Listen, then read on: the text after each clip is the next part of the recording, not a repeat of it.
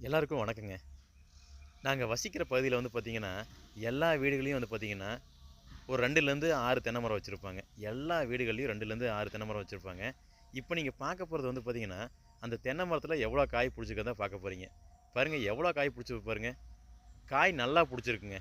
எதுக்காக சொல்றேன்னா, வீட்டு மரங்கள்ல வந்து பார்த்தீங்கன்னா, யாருமே வந்து ரசாயனம் பயன்படுத்தி தென்னை மரத்துக்கு வந்து ரசாயனம் வந்து உரம் போடுறதில்லைங்க. இந்த ரசாயனம் உரம் வந்து இல்லாதபோது, இயற்கையாவே வர்ற தென்னை மரம், நாங்க எதுவுமே எதுவுமே பயன்படுத்தாமயே இயற்கையா தண்ணி மட்டும் ஊத்துனாலே வந்து பார்த்தீங்கன்னா, நல்ல காய்ப்பு திறன் இருக்குது.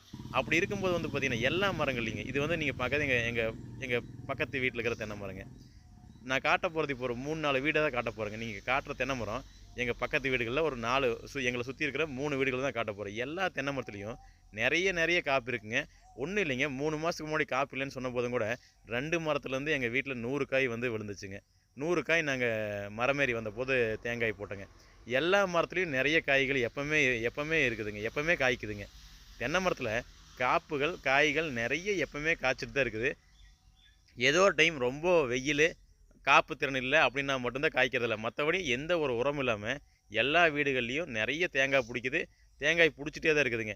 ஒரு வருஷத்துக்கு வந்து நம்ம ஒரு ஒரு 6 வாட்டி போடுறோம்னா, ஏதோ 1 வாட்டி, 2 வாட்டி குறையும். அதுவும் எதனாலன்னா, தொடர்ந்து காய்ச்சிட்டே இருக்காதுல்லங்க. அதுக்கும் ஒரு சத்துங்கிற ஒரு விஷயம் இருக்கு. அதனால நாங்க சத்து குடுக்காமயே தண்ணி மட்டும் விட்டாலுமே, நோய் இல்லாம, எந்த ஒரு நோய் தொந்தரவும் இல்லாம தேங்காய்கள் நல்லா காப்பு புடிக்குது. அப்ப விவசாய நிலத்தில பயிர் பண்றது மட்டும் ஏன் நோய் வருது?